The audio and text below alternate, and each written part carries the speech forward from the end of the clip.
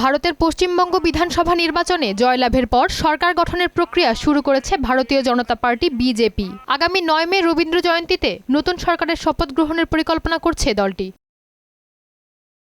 এদিকে নির্বাচন পরবর্তী সাংবিধানিক প্রক্রিয়াও শুরু হয়েছে। ভারতের নির্বাচন কমিশনের জ্যেষ্ঠ কর্মকর্তারা প্রিন্সিপাল সেক্রেটারি এস.বি. যোশী এবং সেক্রেটারি সুজিত কুমার মিশ্র কলকাতায় প্রধান নির্বাচন কর্মকর্তা মনোজ কুমার আগরওয়ালের কাছে নির্বাচনী ফলাফলের সরকারি গেজেট হস্তান্তর করবেন। এরপর বর্তমান মুখ্যমন্ত্রী মমতা বন্দ্যোপাধ্যায়কে পদত্যাগের আহ্বান জানানো হবে। একই সঙ্গে নতুন সরকার শপথ নেওয়া পর্যন্ত প্রশাসনের ধারাবাহিকতা বজায় রাখতে তাকে তত্ত্বাবধায়ক মুখ্যমন্ত্রী হিসেবে দায়িত্ব পালনের অনুরোধ করা হতে পারে।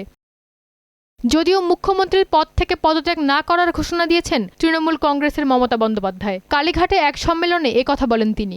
আমি আগেই আপনাদের বলেছিলাম, আমার ভিডিও আপনারা দেখে নিন, তার দুদিন আগে, যে ওরা কিন্তু প্রথমে বিজেপি এরিয়া দিয়ে শুরু করবে এবং ইলেকশনে কাউন্টিং হয় 14 থেকে 18 রাউন্ড। প্রথম 2-3টে রাউন্ড ওরা কিন্তু কাউন্টিং করবে, প্ল্যান করে বিজেপি ওখান থেকে, যাতে ছেলেপেলেদের মরাল ভেঙে যায়, বিজেপি গুন্ডামি করতে সাহস পায়।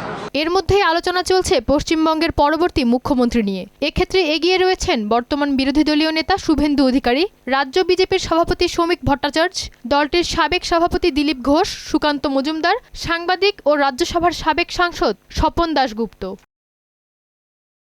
অন্যদিকে তামিলনাড়ুর পরবর্তী মুখ্যমন্ত্রী হওয়ার দৌড়ে এগিয়ে আছে জনপ্রিয় দক্ষিণ ভারতীয় অভিনেতা ও টিভিকে দলের সভাপতি বিজয় থালাপতি। ঐশী আলম, মোহনা সংবাদ।